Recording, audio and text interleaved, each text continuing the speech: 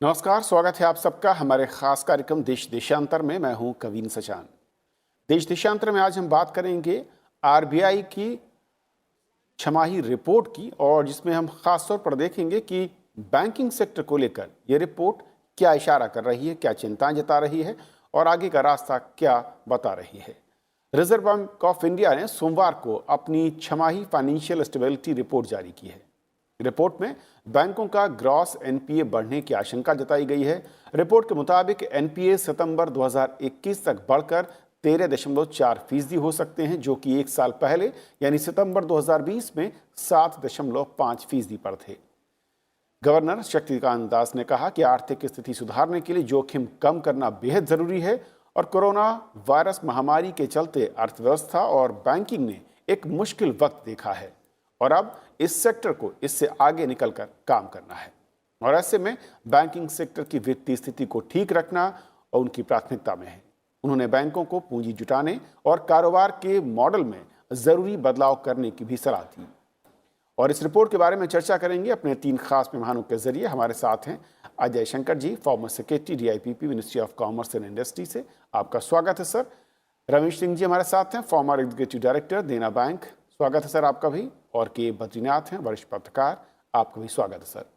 शुरुआत में अजय सर आपसे करना चाहूँगा कि अगर इस रिपोर्ट को देखें और ख़ास तौर पर क्योंकि कोरोना की जब वैक्सीन अब हमारे पास उपलब्ध होती नज़र आ रही है, लेकिन इस पूरे के पूरे पिछले 1 साल के दरमियान किस तरीके से जो एनपीए का रोग था वो ज़्यादा बढ़ा, जिसकी आशंका पहले भी जताई गई थी। और इस रिपोर्ट में कुछ इसी तरह की आशंका है कि जब ये और नंबर सामने आएंगे तो ज़्यादा बड़ा इसका आकार नज़र आ सकता है। पहली बात तो मैं ये कहना चाहूँगा कि इस रिपोर्ट से जो लोग अर्थव्यवस्था की समीक्षा करते रहे हैं उनको कोई अचरज नहीं होना चाहिए, कोई नई खास बात नहीं है इसमें। इसलिए क्योंकि इनकी पहले भी एक रिपोर्ट आई थी जिसमें उन्होंने कहा था कि वर्स्ट केस सिनारियो में बैंक के एनपीए 13% तक पहुंच सकते हैं, उसके आसपास। तो अभी भी वो कह रहे हैं कि उसके ऊपर जा सकते हैं, वर्स्ट केस सिनारियो। अच्छा, अब जाहिर है कि जो कठिनाई रही है कोविड के समय में, वो कठिनाई का सामना हमने अच्छे से किया है। लेकिन जैसे इकोनॉमिक्स में लोग कहते हैं, there is no such thing as a free lunch. तो जो 3 महीने हमारी अर्थव्यवस्था करीब 24% घटी है, तो उसका भुगतान कभी न कभी तो किसी ढंग से हमें करना पड़ेगा। तो आगे चलते समय हमें इस बात पर ध्यान रखना है, और मुझे पूरा विश्वास है कि सरकार और रिजर्व बैंक मिलकर ध्यान रख देंगे कि वर्स्ट केस सिनारियो जो है वो न सामने आए। अब अभी तक जो अच्छे कदम उठाए गए थे वो ये था कि बैंक्रप्सी कोड को अबेयंस में रखा गया है। तो कोई इस पीरियड में कोई भी बैंक किसी लेंडर को बैंक्रप्सी के रास्ते ले नहीं जा सकता था, क्योंकि कानून बदला गया था। और जो लोन्स थे उनके भुगतान में भी राहत दी गई थी। तो एक कामत कमेटी के रिकमेंडेशंस पर आरबीआई ने ये भी एक सहूलियत दी है बैंकों को कि एक वन टाइम आप रिस्ट्रक्चरिंग कर लें।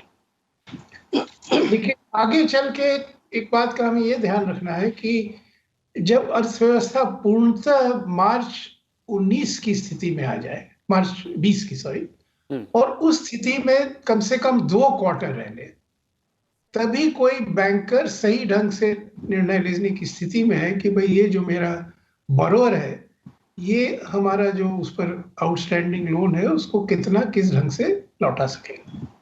क्योंकि आज ये निर्णय करना बड़ा मुश्किल है। अगर होटल नहीं चल रहे हैं या रेस्टोरेंट होटल नहीं चल रहे हैं, तो जिन जिन सेक्टर्स में पूरी तरह से सामान्य स्थिति मार्च 20 तक की आ जाती है और उसके 2 क्वार्टर होते हैं, उसके बाद माइक्रो लेवल पर कोई बैंक निर्णय ले सकता है कि भाई ये जो हमारा ग्राहक है ये बचेगा कि नहीं बचेगा, बैंकरप्ट हो जाएगा या कुछ राहत देके ये सरवाइव कर पाएगा। Right sir. तो इसलिए हो सकता है कि जब सेक्टर बाय सेक्टर सामान्य स्थिति आए तो आरबीआई और बैंकों को निर्णय लेना हो कि शायद कुछ सेक्टर्स में एक सेकेंड रिस्ट्रक्चरिंग हम परमिट करें।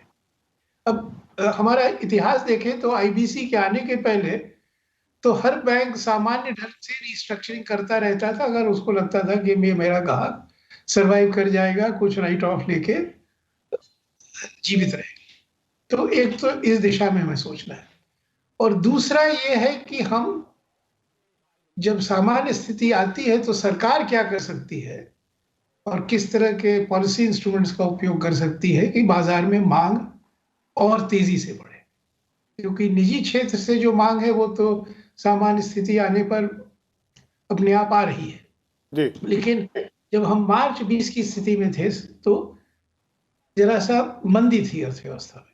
तो सरकार क्या कर सकती है कि एक मांग जो है सरकार की वजह से बाजार में तेजी से बढ़े, और अगर तेजी से बढ़े तो बहुत सी जो फर्म्स हैं, इकाइयां हैं जो कि सामान्य स्थिति में बैंकरप्ट हो जाती, वो अब शायद बैंकरप्ट ना हो। Right sir. तो इस तरह से हमें सोचने की जरूरत है, और मैं फिर कहूंगा कि इसमें कोई विशेष चिंता की बात नहीं है, लेकिन अच्छा है कि आरबीआई ने हमें सतर्क किया है कि ये नहीं मान लेना चाहिए कि अब सब कुछ सामान्य होने वाला है और बहुत ध्यान देने की जरूरत नहीं है अर्थव्यवस्था पर और उसके रमेश जी, जैसे कि अजय सर ने कहा कि नंबर्स जो हैं उनको देखकर अचरज नहीं करना चाहिए, और ये बिल्कुल क्या इसके पीछे कोरोना में आईबीसी को होल्ड करना और जो मॉनिटोरियम एक प्रोसेस था उसको और आगे बढ़ाई गई, तारीखों को, डेडलाइन को बढ़ाया गया, उसके चलते ये क्यूमुलेट होकर अब हमारे सामने नज़र आते हुए आएंगे। अब जबकि सितंबर तक का जो अनुमान नज़र आ रहा है कि जो शायद 13.5% तक। और दूसरा लेकिन सवाल इसका जुड़ा हुआ है कि सर कि क्या आईबीसी और जो उस तरह के बड़े रिफॉर्म्स किए गए बैंकिंग सेक्टर में, उसकी कार्यशैली को लेकर, ट्रांसपेरेंसी को लेकर, उसके चलते ये नंबर्स का आना स्वाभाविक है, या फिर कुछ और चीज़ें हैं जो कि इसको ऐड ऑन करती, उसमें जुड़ती, जिसके चलते ये नंबर्स लगातार अपसाइड में नज़र आ रहे हैं? देखिए, ऐसा है कि नॉर्मली बैंकों की जो क्रेडिट ग्रोथ होती है और उसके साथ में जो एनपीए बढ़ते हैं, उसमें अगर सामंजस्य हो तो ये रेशियो कहीं पे एडजस्ट हो जाता है। अब अगर बैंकों की क्रेडिट ग्रोथ सिर्फ 4% या 5% वार्षिक हो रही है पैंडेमिक के लगने के बाद में, जो कि नॉर्मली डबल डिजिट में हुआ करती है 11%, 12%, तो ये एक स्वाभाविक है कि एक तरफ जहाँ पे क्रेडिट ग्रोथ एकदम स्लो हो चुकी है, और ये पैंडेमिक के चलते, कोरोना के चलते जो सेक्टर्स बैठ गए, खास करके इसमें चिंता का विषय जो था एमएसएमई सेक्टर में, जहाँ पे काफी दिक्कतें हैं। एमएसएमई सेक्टर जो एक एम्प्लॉयमेंट काफी देश के ऑलमोस्ट बहुत से 15-16 करोड़ लोगों को एम्प्लॉयमेंट प्रोवाइड करता है, वो भी अगर बैठा हुआ है। इसके साथ साथ में जो नए इन्वेस्टमेंट्स आने थे इंफ्रास्ट्रक्चर सेक्टर में सरकार की तरफ से, जहाँ पे वो सरकार कदम ले रही है, तो निश्चित रूप से अगर क्रेडिट ग्रोथ नहीं हो रही है और हम लोग को मोरेटोरियम जो दिया था, मोरेटोरियम जैसे ही खुलेगा, बैंकों के ऊपर रिजर्व बैंक ऑफ इंडिया की गाइडलाइंस के बंधन है कि कोई भी अकाउंट के अंदर अगर 90 दिन से अगर उसके इंस्टॉलमेंट ओवर ड्यू जाते हैं, इंटरेस्ट ओवर ड्यू हो जाते हैं, तो उस अकाउंट को एनपीए डिक्लेयर करना है। तो रिजर्व बैंक ऑफ इंडिया ने उन सारे मैटर्स को ध्यान में रखते हुए जो एक सीन जो प्रोजेक्ट किया हुआ है कि 13.5% नॉर्मल सर्कमस्टेंसेस में, और अदरवाइज ये 14% से 15% भी हो सकते हैं, स्ट्रेस जो एक सीरियस ढंग से देखा जाए। तो मैं समझता हूँ कि रिजर्व बैंक ऑफ इंडिया की चिंता अपनी जगह पे सही है। मैं इसे इसलिए भी सही मानता हूँ क्योंकि 2006-7 के पीरियड में जिस समय इकोनॉमी के अंदर बूम थे, उस समय अमेरिकन यूएस फेडरल के जो चेयरमैन थे एलन ग्रीनस्पान, उन्होंने एक टर्म कॉइन किया था, इरेशनल एक्सुबरेंस। इरेशनल एक्सुबरेंस उस समय के फाइनेंशियल मार्केट को एक तरफ से बढ़ते हुए, वही चीज यहाँ पे दिखाई दे रहा है कि जहाँ पे जीडीपी ग्रोथ नेगेटिव है, स्लोनेस आ चुका है, लेकिन हमारा सेंसेक्स, हमारा बीएसई सेंसेक्स, निफ्टी सेंसेक्स 50,000 के आसपास पहुंच रहा है, निफ्टी 15,000 के आसपास पहुंच रहा है। ये चिंता रिजर्व बैंक ऑफ इंडिया को साजिक सता रही है कि एक तरफ इकोनॉमी में अर्थव्यवस्था नीचे जा रही है, लेकिन सेंसेक्स और स्टॉक मार्केट बहुत ऊपर जा रहा है। इसीलिए उन्होंने लिखा भी है कि जो असेट्स से उनके जो प्राइजेस है बहुत बढ़ चुके हैं, ये चिंता का विषय है। और बैंकों के लिए खास करके एनपीए बढ़ना चिंता का विषय साजिक है, क्योंकि ये इकोनॉमी जब खुलेगी मार्च 21 के बाद में सरकार के कदम आते जा रहे हैं, बजट में कोई अच्छे अनाउंसमेंट आ जाएंगे, तब भी ये अकाउंट एनपीए बढ़ने की चिंता साहसिक है। ओके, जिस तरीके से बद्रीनाथ सर, एनपीए, कुछ एक्सपर्ट ये भी कहते हैं जो वित्तीय जानकार हैं कि एनपीए के नंबर्स पहले भी इससे ज़्यादा कहीं होते थे और उनमें कुछ गिरावट है या कमोबेश उसी के इर्द गिर्द हैं, कुछ ऊपर या नीचे, लेकिन जिस सिस्टम को हमने पिछले कुछ वर्षों में अडॉप्ट किया है उसने उन एनपीए को सही टाइम पर हमारे सामने रखने का काम किया है। इसीलिए इसे घबराने की नहीं बल्कि खुश होने की बात है कि सही वक्त पर हम पहचान कर पा रहे हैं, बैंकिंग सेक्टर पहचान कर पा रहा है एनपीएस के बारे में और उसको प्रोसेस के थ्रू, उसको सहूलियत के थ्रू बाहर लाने की कोशिशें सही वक्त पर शुरू होती हैं, जो कि बैंकों की सेहत के लिए भी ठीक है और जो लेंडर्स हैं या फिर जो वहाँ पर ऋण लेने वाली कंपनियां हैं उनके लिए भी ठीक है। कितना एग्री करते हैं आप? जी, अब अभी तो जो 7.6% था और अभी होने वाला है संभावना में कि भाई it can go up to almost 14%। But मुझे लग रहा है कि आप 1996-97 की फिगर्स देखेंगे, is almost 15.7% were the gross non-performing assets with the banks. Okay. के मतलब ये है कि भाई उन दिनों में जो जितना बैंकों में सुधार ले आना था, सिस्टम्स में क्लीन अप होना था, उन समय में हुआ नहीं था। आपकी नॉन परफॉर्मिंग एसेट्स और उन दिनों की नॉन परफॉर्मिंग एसेट्स में बहुत क्वालिटेटिव डिफरेंस है। उन दिनों में स्वीट हार्ट डील्स होते थे, किसी मंत्री किसने फोन किया उसके बाद आपको लोन मिल गया, आप उद्योगपति है तो। अब irrespective of your financial parameters whether you are meeting और नॉट, तो लेकिन जब से हम लोग सुधार शुरू किया था पिछले 6-8 साल में, तो मुझे लग रहा है कि वहाँ जो फोकस्ड लैंडिंग जो हो रहा है और वहाँ जो रियलिस्टिक फिगर्स बाहर निकल रहा है, उसकी वजह से हमको लग रहा है कि आपका जो quality of non performing asset और उन दिनों का बहुत अंतर है, ऐसे एक लग रहा है।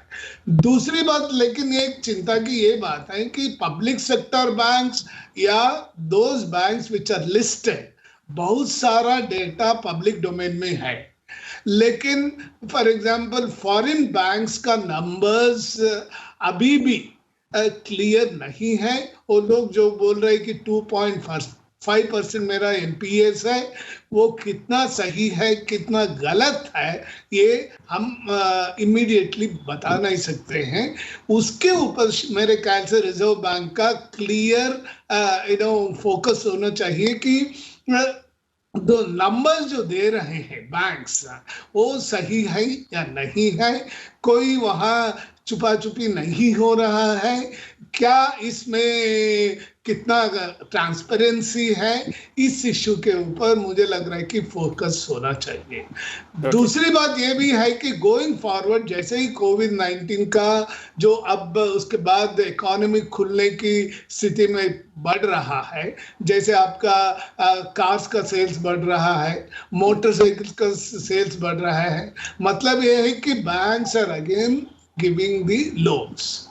बट जब लोन्स दे रहे हैं और बैंक्स फिर बिजनेस में आ रहा है और क्रेडिट ग्रोथ बढ़ रहे हैं, इसका मतलब ये है कि आप इकोनॉमी एक तरफ से slowly is coming back to normal से। बट यहाँ ये होगा कि भाई आपका कैपिटल कितना, आप फिर रिकैपिटलाइजेशन की क्वेश्चन आएगा, क्योंकि बजट आपके कुछ ही दिनों में आपका बजट पेश होने वाला है फरवरी 1 को, तो तब बैंक्स के लिए क्या क्या वित्त मंत्री महोदया कर सकती है, इसके ऊपर भी मुझे लग रहा है कि फोकस रहेगा। बिल्कुल, मैं इसी पॉइंट पर बद्रीश सर आना चाह रहा था। और अजय सर, क्योंकि जब हम आरबीआई की इस रिपोर्ट को देखते हैं और कोविड के दरमियान इस तरीके के नंबर्स का बढ़ना वाकई ये चौंकाता नहीं, जैसे कि आपने कहा भी कि ये स्वाभाविक है और पहले से इस तरह की आशंका थी, लेकिन इन नंबर्स को अगर हम देखें और बैंकिंग सेक्टर की आर्थिक जो सेहत है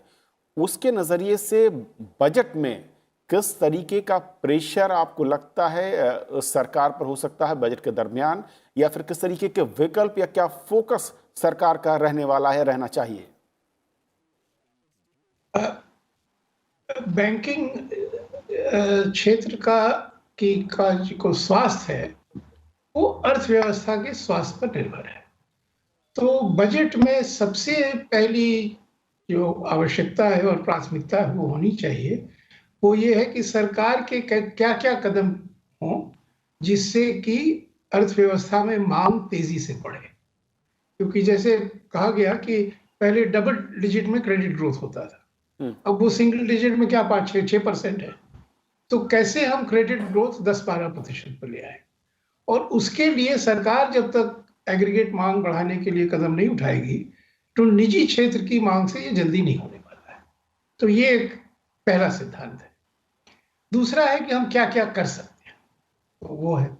फिर अगर बैंकों के स्वास्थ्य के लिए हम देखें तो 3 चीजों की विचार में आवश्यकता पड़ी है, 3 उपायों पर विचार हो सकता है। एक तो यह है कि सेक्टर बाय सेक्टर बैंक अपने विवेक से सही निर्णय लेने की स्थिति में होंगे कि ये इकाई बच सकती है कि नहीं बच सकती है, जब वो इकाई के लिए बाजार की परिस्थिति कम से कम 2 क्वार्टर के लिए सामान्य हो। तो इसलिए बैंक के डेट की रीस्ट्रक्चरिंग की जो अभी है गाइडलाइंस, उसमें कुछ फ्लेक्सिबिलिटी लाने की जरूरत है आगे चल के, क्योंकि अभी तो आईबीसी कोर्ट की वजह से बड़ी सख्त गाइडलाइंस है और आरबीआई ने एक वन टाइम एक्सेप्शन दिया है और कामत कमेटी की रिपोर्ट बाहर है। लेकिन मेरा मानना है कि जब किसी भी सेक्टर में 2 क्वार्टर की स्थिति सामान्य हो तब एक और रिस्ट्रक्चरिंग पर विचार करने की आवश्यकता है और फ्लेक्सिबिलिटी होनी चाहिए। दूसरा यह है कि अगर रिस्ट्रक्चरिंग और हेयरकट जिसको कहते हैं बैंकर्स या जैसे पहले होता था, उससे इकाई बच सके तो इकाई को बचाना चाहिए और बैंकों को जो घाटा है उसको रिकॉग्नाइज करना चाहिए, और बैंकों को अगर और कैपिटल चाहिए तो सरकार को बहुत उदारता से वो कैपिटल देना चाहिए, क्योंकि बैंकों को इस स्थिति में होना चाहिए और विश्वास होना चाहिए कि मतलब इरेशनल एक्सूबरेंस ना हो, बट एक्सूबरेंस तो जरूर हो जिसमें कि इकोनॉमिक ग्रोथ बढ़े। एक और सुझाव जो मेरा है, जो मैं कुछ दिनों से कर रहा हूं, कि सरकार को कुछ इक्विटी फंड्स को क्रिएट करने की जरूरत है। तो अगर कोई कंपनी आईबीसी के कोर्ट में बैंक्रप्सी पे चली गई है, लेकिन क्योंकि बाकी हमारा निजी क्षेत्र बहुत अच्छी स्थिति में नहीं है, तो उसको फेयर वैल्यू पे खरीदार न मिले आसानी से, तो अगर इक्विटी फंड सरकार बनाए एलआईसी के थ्रू से, इन्वेस्टमेंट फंड के थ्रू, तो ये इक्विटी फंड इस कंपनी को जल्दी से लेके नए मैनेजमेंट को लेके चला सकती है। Okay. जैसे अभी यस बैंक कठिनाई में था तो क्या हुआ, एक नया मैनेजमेंट लाया गया, नई इक्विटी लाई गई। तो जो कंपनी नहीं ठीक हो सकती है उस अर्थव्यवस्था के लिए आवश्यक है कि वो जल्दी से जल्दी फिर काम करने लगे।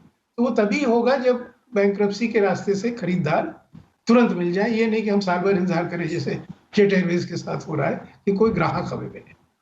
और राष्ट्र हित में ये भी नहीं ठीक है कि सब कंपनियां विदेशी इक्विटी फंड्स खरीद रही, जो आज हो रहा है।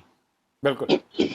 फिर एक और विकल्प है जो कि जर्मनी ने किया है, इक्विटी फंड उन्होंने बनाया कि जो अच्छी बड़ी मजबूत कंपनियां हैं और वो दिक्कत में है तो उनको सरकारी फंड ने इक्विटी लगा, तो उस इक्विटी से बाजार को विश्वास हो जाता है कि ये कंपनी बचाई जाएगी और बैंकों को विश्वास हो जाता है कि भाई इसको और हम ऋण दे दें। तो जैसे एक्सट्रीम एग्जांपल मैं 2008 के क्राइसिस का दूं, अमेरिका में जनरल मोटर्स उनकी सबसे बड़ी कार कंपनी है, उस जमाने में शायद दुनिया की भी सबसे बड़ी कार कंपनी थी, वो बैंकरप्ट हो गई।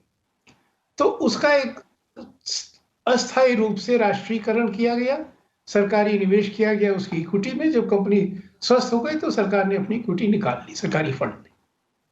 तो इस रास्ते पे अब हमें भी सोचने की जरूरत है। जर्मनी का जो पहला स्टिमुलस पैकेज था उसमें काफी पैसा था कि उनकी जो बड़ी कंपनियां हैं लुफ्थांसा एटसेट्रा, उनको वो इक्विटी देने की स्थिति में हो जिसमें अजय, जो आपने बात कही बहुत इंपॉर्टेंट है। और बद्रीनाथ सर उसको न खरीद सके। जी, बद्रीनाथ सर, जो अजय सर कह रहे हैं कि किस तरीके से मॉडल जो हैं उसको अपनाने की ज़रूरत है, और ख़ासतौर पर जब बजट अब 1 फरवरी को जब आएगा, सरकार के सामने इस रिपोर्ट के ज़रिए अगर बैंकिंग सेक्टर को हम ज़्यादा और मजबूत करने की तरफ बढ़ें, हालांकि कामत कमेटी की सिफारिशें हमारे सामने हैं, सरकार उस पर आगे बढ़ रही है, इसके अलावा जो आरबीआई की गाइडलाइंस हैं और ख़ासतौर पर जो फोकस है स्ट्रेस मैं कहूँ गवर्नर साहब का, उन्होंने दो बातें कही। एक तो मॉडल उन्होंने कहा है कि ठीक किया जाए, और दूसरा लिक्विडिटी को लेकर उन्होंने कहा कि बैंकिंग बहुत ही इंपॉर्टेंट है।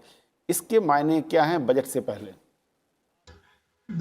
देखिए, एक मॉडल जो अभी अजय जी बता रहे थे ये इक्विटी मॉडल है, लेकिन दूसरा मॉडल ये भारत ने जो अपनाया है ये है एसेट रिकंस्ट्रक्शन कंपनीज बनाए हैं। बहुत सारे बैंक्स ने एसेट रिकंस्ट्रक्शन कंपनीज बनाया है, और मान लीजिए कि स्ट्रेस्ड एसेट्स है उसको टेक ओवर करने की और उसको रिवाइवल की या इनका वैल्यूएशन करने की, उसको बेचने की, बिजनेसेस के रूप में या एसेट्स के रूप में बेचने की बात कर रहे हैं। एक नहीं है, लगभग 12 एसेट रिकंस्ट्रक्शन कंपनीज इस देश में काम कर रहे हैं। हालांकि जर्मनी का मॉडल जो है स्टेट ओन्ड मॉडल है, यहाँ जो है पब्लिक सेक्टर, प्राइवेट सेक्टर और फॉरेन इन्वेस्टर्स मिलके एसेट रिकंस्ट्रक्शन कंपनीज बनाए हैं। So there are two different models, but अब इस कोविड-19 को लेते हुए आप मान लीजिए कि अब बजट में क्या कर सकते हैं, इसके बारे में सोचे कि जैसे ही आपका मॉरेटोरियम खत्म हो जाएगा, जैसे अक्टूबर 3 को रिजर्व बैंक ऑफ इंडिया ने बोला कि रिक्लासिफिकेशन ऑफ एसेट्स आप अभी मत कीजिए, जैसे ही रिक्लासिफिकेशन करना शुरू करेंगे, आपका जैसे अनुमान किया है रिजर्व बैंक की स्टेबिलिटी रिपोर्ट में, उनका नॉन परफॉर्मिंग एसेट्स तो बढ़ना ही बढ़ना है, क्योंकि बहुत सारा businesses are in under severe stress. दूसरी बात है कि जैसे आपका एनपीएस बढ़ेगा, चिंता तो जरूर जताया जाता है कि भाई बैंक पब्लिक का डिपॉजिट्स का क्या होगा और बैंक्स का बिजनेसेस कितना सस्टेनेबल है। इन दोनों इश्यूज को डिमांड के साथ लिंक करते हुए एड्रेस करना पड़ेगा, ऐसे लग रहा है। डिमांड जो पुशअप करने की बात जो हो रहा है इकोनॉमी में, तो वो तो पूरा ये लार्जर क्वेश्चन है, लेकिन स्पेसिफिक तो बैंकिंग सेक्टर आप आएंगे, एक तो रिकैपिटलाइजेशन में बहुत ज्यादा फंड्स डालना ही पड़ेगा सरकार, बजट फंड्स, लेकिन उनका रिसोर्सेस क्रंच बहुत ज्यादा होगा इस बारी। और ये भी बताया जा रहा है कि भाई कोविड सेस लग सकता है, और मान लीजिए कि हाई इनकम ग्रुप्स के ऊपर कोविड सेस लगेगा, उससे थोड़ा बहुत पैसे जुट सकते हैं। रिसोर्सेज मोबिलाइजेशन बहुत दिक्कत होने वाली बात है। मुझे लग रहा है कि जो स्ट्रेस बैंकिंग सेक्टर में है 1 साल में खत्म नहीं हो सकता है, उनको 3 ईयर फेज्ड प्लान बनाना पड़ेगा, तब भी बैंकिंग सेक्टर को पुराना रिवाइवल के पाथ में ले आ सकते हैं, ऐसे मुझे लग रहा है। उस 3 फेजेस में आपका रिकैपिटलाइजेशन प्लान अनाउंस करना पड़ेगा, मुझे ऐसे मेरा पर्सनल व्यू है। रमेश जी, आपके नज़रिए से, क्योंकि जो सेहत है और जब हम जैसे कि कहा कि अगले कुछ क्वार्टर्स में नंबर्स बढ़ेंगे और जो सही तस्वीर है, क्योंकि मोरेटोरियम और जो वन टाइम एक सेटलमेंट की बात कही गई थी, उससे हम आगे जब निकलेंगे तो एक तस्वीर हमारे सामने ज़्यादा क्लैरिटी के साथ और आ पाएगी। लेकिन सेहत को सुधारने के लिए अगर लॉन्ग टर्म में एनपीए के इस रो को देखें, जो अब तक हमने कदम उठाए हैं रिफॉर्म्स के थ्रू, नए लॉ के थ्रू, वो कितने प्रभावी दिख रहे हैं, और कॉमर्स कमेटी की सिफारिशों के बाद अगर उसे हम अमल में लाते हैं तो कितनी ज़्यादा इसकी संभावना दिखती है? देखिए, जहाँ तक जो रिफॉर्म आया था आईबीसी इंसॉल्वेंसी के लिए, एक काफ़ी सही रहा बैंकिंग इंडस्ट्री के लिए, खास करके क्योंकि इसके पहले हम अपने रिकवरी के लिए डीआरटी में जाते थे, और जहाँ पे 10-10 साल, कई बार तो 15-15 साल तक हम लोग इस डिक्री के लिए लड़ते रहते थे। डिक्री मिलने के बाद भी उसको एग्जीक्यूट करना वो भी मुश्किल होता था, और तब तक एसेट की वैल्यू 0 हो जाती थी। आज कम से कम ये जो 270 दिन का एक आईबीसी में एनसीएलटी के अंदर केसेस में मैक्सिमम समय दिया गया है, और खास करके इस डर से कि जैसे ही केस को एनसीएलटी में डाली जाती है तो कंपनी के जो प्रमोटर होते हैं, डायरेक्टर्स 0 हो जाते हैं, और नया जो अपॉइंट किया जाता है रेजोल्यूशन प्रोफेशनल, वो उस कंपनी को चलाने के लिए और उसके आगे बढ़ने के लिए कोशिश करता है। तो एक डर जो प्रमोटर जिसने अपनी स्किन उस कंपनी में डाली है वो डरता है, और कंपनी में अपनी स्किन को चलाने के लिए डेफिनेटली कुछ हाथ पैर मारकर कंपनी को एनसीएलटी से बाहर निकाल के अपनी कंपनी चलाने की कोशिश करता है। लेकिन बाकी ये बहुत ही सही है, क्योंकि काफ़ी बड़े बड़े अकाउंट जैसे एसआर स्टील है, वीडियोकॉन है, भूषण पावर एंड स्टील है, काफी बड़ी बड़ी कंपनी के अंदर काफी सोल्यूशन भी आ गए और होते जा रहे हैं। और अभी भी इस समय DHFL जैसा बड़ा अकाउंट भी चल रहा है कि जो शायद निकल जावे इसमें और नया मैनेजमेंट आके उसको चला सके। तो ये IBC का एक काफी अच्छा स्टेप रहा। सिमिलरली कामत कमेटी की रिपोर्ट के चलते जो बैंकों को, लेकिन मैं फिर भी एक सुझाव मेरी तरफ से देना चाहूंगा, जो दिक्कत का शायद कहीं पे दिखाई देती वो है MSME सेक्टर के लिए। सरकार के कदम काफी है, सरकार के नियम काफी कड़े हैं कि 90 दिन से ऊपर उनके ओवरड्यू रखने नहीं चाहिए, चाहे सरकार की तरफ से हो चाहे प्राइवेट कंपनी हो, वो अपने बैलेंस शीट में इसको डिस्क्लोज करे कि इनके जो NPA है ओवरड्यू हमने नहीं रखे, उनके जो ड्यूज है हमने पेमेंट कर दिए। वैसा रियल ग्राउंड पे हो नहीं पा रहा है। MSE सेक्टर को बेचारों को काफी दबा कर रखा जाता है, कॉर्पोरेट की तरफ से भी और सरकारी कंपनी की तरफ से, सरकार के डिपार्टमेंट की तरफ से भी, क्योंकि वो बेचारे उनके मर्जी पे रहते कि अगर मैंने अपने पैसे डिमांड किए तो हो सकता है मुझे हटा के दूसरे किसी को ऑर्डर दिया जाएगा। इसमें कुछ सरकार जरूर ध्यान दे कि MSME सेक्टर को उनके जो टाइमली रिपेमेंट होते हैं तो उनके NPA नहीं हो गए, उनके ग्रोथ में काफी सहूलियत हो जाएगी सरकार की तरफ से भी, MSME सेक्टर के लोग बैंकों के NPA भी नहीं लेकिन रमेश जी, बढ़ेंगे। कई सारे एक्सपर्ट कहते हैं कि MSME सेक्टर का जो हिस्सा है NPA में वो बहुत छोटा हिस्सा है और इसीलिए उतनी बड़ी चिंता नहीं, जबकि GDP में जो उनका इस वक्त ग्रोथ दिख रहा है शेयरिंग का, वो काफ़ी ज़्यादा नज़र आ रहा है पोटेंशियल के नज़रिए से। मानता हूं कि उनका sector overall gross banking sector में काफी कम दिखता है, लेकिन एम्प्लॉयमेंट प्रोवाइड करने के लिए यही सेक्टर है जो एम्प्लॉयमेंट के लिए दे रहा है। अगर एम्प्लॉयमेंट में ग्रोथ बहुत अच्छी रहेगी तो नेचुरली बाकी सब सेक्टर अपने आप ही जो उनके NPA कम होने, वो भी रिटेल सेक्टर के, क्योंकि इनमें जो काम करने वाले जो लोग है, वर्कर्स है, लेबर्स है, जो भी है, वे सारे बैंकों से रिटेल लोन्स लिए होते हैं। अगर रिटेल लोन्स NPA होगा तो नेचुरली इसकी इम्पैक्ट बैंकिंग सेक्टर पे पड़ता है। तो मेरा और ये सचमुच में बहुत ही दिक्कत है MSME सेक्टर के लिए।